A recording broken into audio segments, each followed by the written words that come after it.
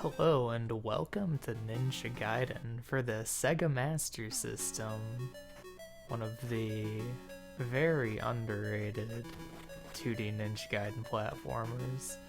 If you're not familiar with the Ninja Gaiden platformers, they're pretty straightforward, just straight up 2D action. The main mechanic of the game, as you can see, is there are a lot of scrolls hidden around in the level that'll give you various ninja powers. And in the top left, you'll see the number 30 right now. That's your ninpo, and that is what I'm using to use my shuriken and stuff. If you are familiar with the Ninja Gaiden games, you should know that this game is quite different from the NES counterparts, being a wholly original game. The mechanics of this game also differ greatly. One of the first things I should point out here is boss fights.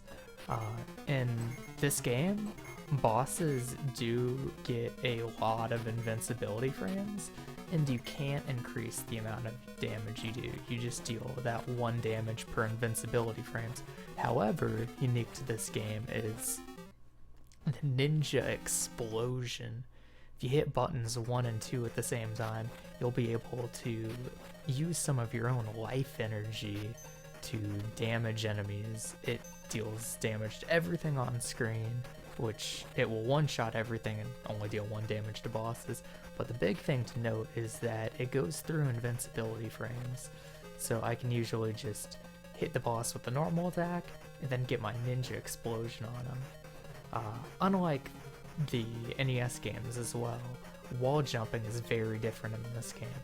It's kind of like Metroid Fusion, where when you're on a wall and you jump off of it, you can only go in that sort of like almost 45-degree arc off of it. But what I did there is by getting damaged or throwing Ninja Star at the right time, I will be able to cancel sort of the kickback from the wall, and I can keep wall jumping on the same wall, because this game also it has screen wraps, so I can do a lot of interesting things. And in levels where you just sort of need to exit out the top or the side of the screen, you can do that from any part of the screen. So where I was supposed to just wall jump up the left corridor, I'm able to actually just get over a bit further on the right, doing some creative techniques. On this boss though, I'm waiting to use my ninja explosion to kill the randomly spawning enemies, so nothing will hit me.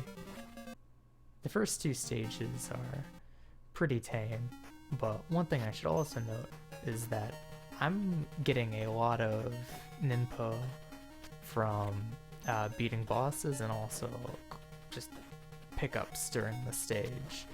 This game has a cap of 999 ninpo.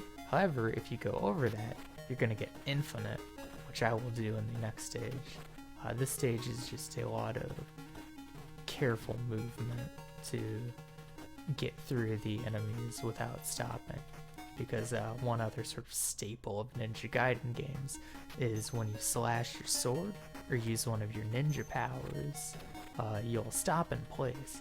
So what we've seen so far through the run is I'm basically always in the air when I want to attack or do something.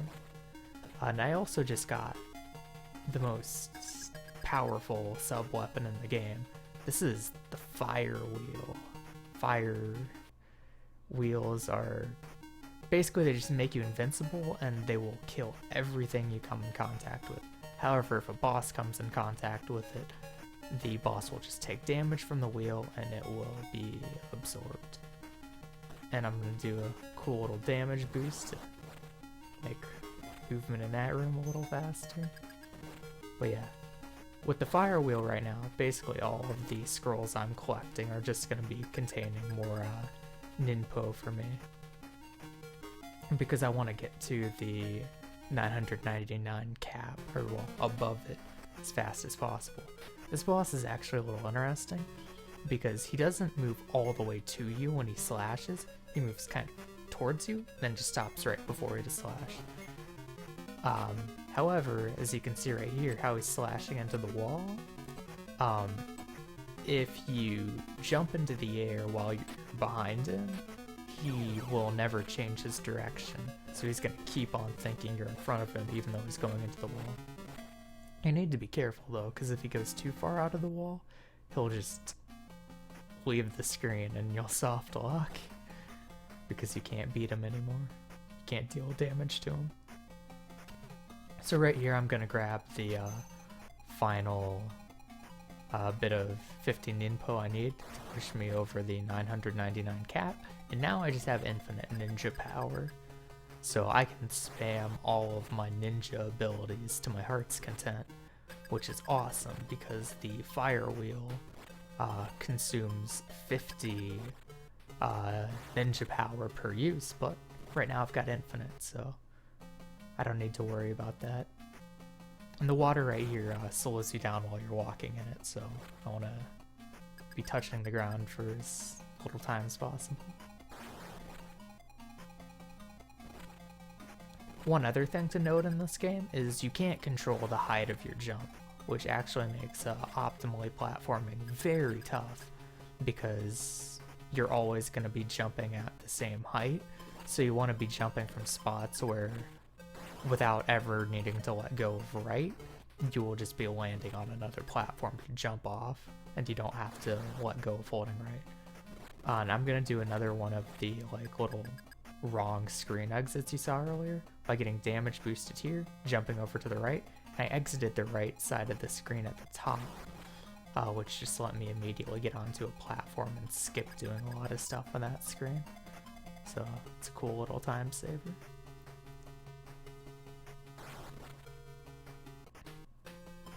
And then this is the final screen of this level, and on basically every level there will be a scroll that contains a health refill right before the boss. It only refills about half your health, but it's nice because you want to use triple ninja explosion and consume most of your health to just get 3 free damage on every boss, while also ignoring iframes.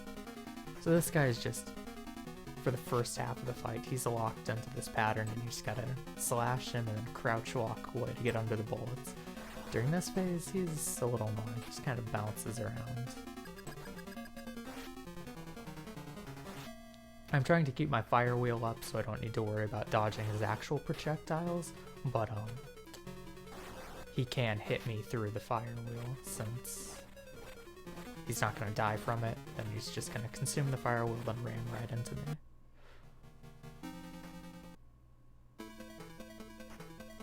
So this is the ice level of the game, and ice physics, you're probably familiar with most of them in platforms.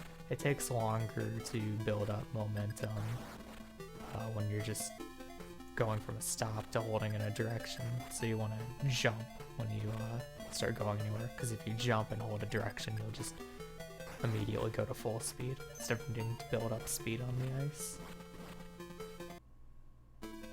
And then these deep snowdrifts slow you down just like the water did, so I don't want to be in them for too long. But yeah, since the stage hazards like spikes and stuff won't end my fire wheel, that means I'm invincible and can just run right through them.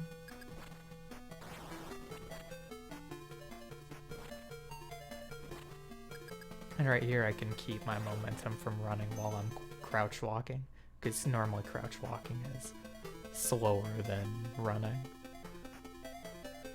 But ice physics are very convenient.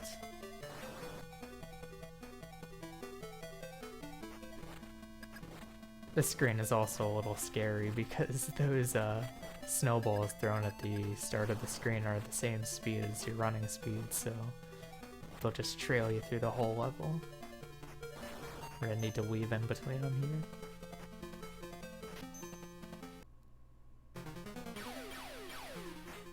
So that's actually the last stage you're gonna see fire wheeling for the run. Is good of an attack as, well, not even attack really, but just defense mechanism as Fire Wheel is. Fire Shot that I've got right now is just really strong against every boss coming up in the game. So all the bosses from now on, I'm going to be spamming Fire Shot on. And then I would consider this to be the hardest level in the game. The lava is always on the same cycle, like this on the room timer, not a global timer. So just if you keep your movement always the same, you'll get through it. But the other enemies, they can kind of do what they want, and they can throw you off on your lava cycles by making you waste some time. And if you take damage from the lava, it doesn't kill you, but it is a bottomless pit below it, so you don't want to get knocked back into it. And then I'll be able to get enough health refills in the stage where I'm able to afford just using a couple ninja explosions to kill normal enemies.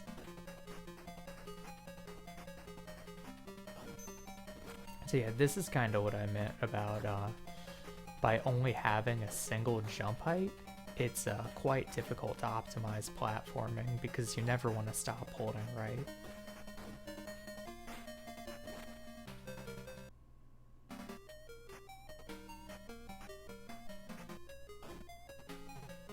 And then I get back damage boosted right there. Because I could have just gone into the lava to get damage boosted, because I would have been damage boosted back onto a platform. But since I took the back damage boost, it pushed me forward instead of backwards, which saves a little bit of time. You also saw in those spots where I intentionally jumped into the lava to get invincibility frames, and then I just used those invincibility frames to avoid enemies and get to safety. So this is one of the bosses where having Fire Shot just saves an immense amount of time, because look at all these positions I'm hitting him in where I would not be able to reach him with just a sword, or any other ability for that matter.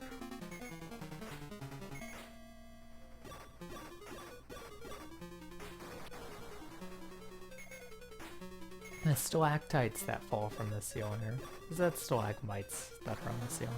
One of the two. The spiky stones that fall from the ceiling, they're random, and they can be a little bit annoying, but you're usually never in too much danger.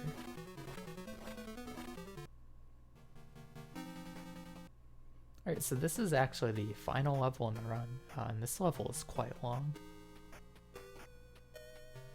I'm gonna use a ninja explosion here, as well as try to get this fire off to deal with the birds. Birds are tough fellas. And then the little sparkly backgrounds, those are wind tunnels that will push you backwards. And because they push you backwards, you're not able to get invincibility frames to pass through the little lava pillars. The arrows can kind of troll you sometimes. They're not random, but they can be pretty tricky to avoid.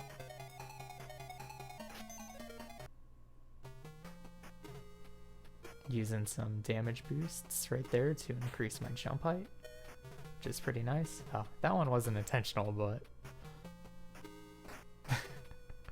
the birds do what they want. And if you are on a wall, like in the wall jump animation, when you get hit, you don't actually get knocked back or fall off the wall, which is nice.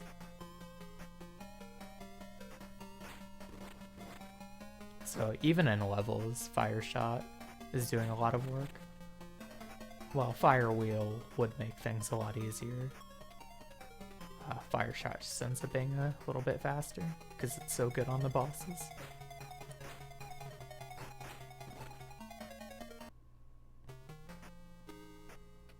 And this is pretty much the final little section of platforming. It's going to be more rooms after this, but they're the same sort of thing with spikes that are on a timer, and sort of Mega Man Yoku block-like platforms. I need to be careful here because there are a lot of spikes that can just damage boost me right into a pit, and this game is not very lenient with checkpoints, and you also don't want to die because you really don't want to lose your ninja powers. Ah, so there, spikes got me, but not too big of a deal. Just jump right back up. And I'm at half health, so I'll just blow another ninja explosion there. And this is the boss of the stage, but it's not the final boss.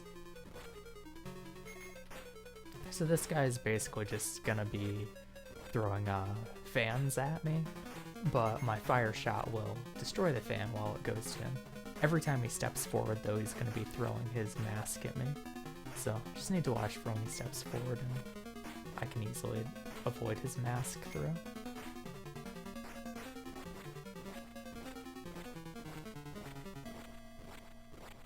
Alright, so coming up right now is phase 1 of the 2-part final boss.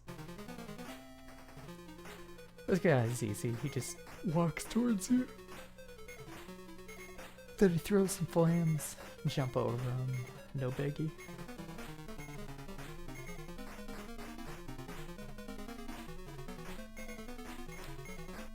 Get me in the corner, so I'll just wall jump over him, and he's basically dead. Your health doesn't refill for phase 2 of the final boss, so you don't really want to take hits on the first phase, but if you do, it doesn't matter too much because you have a small health leniency for the amount of health you can lose and still get 3 hits of the ninja explosion.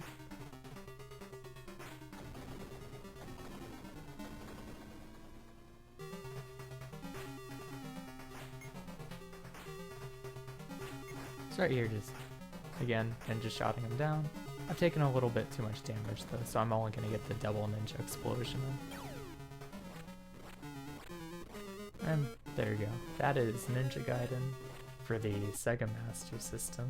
It's a pretty fun game.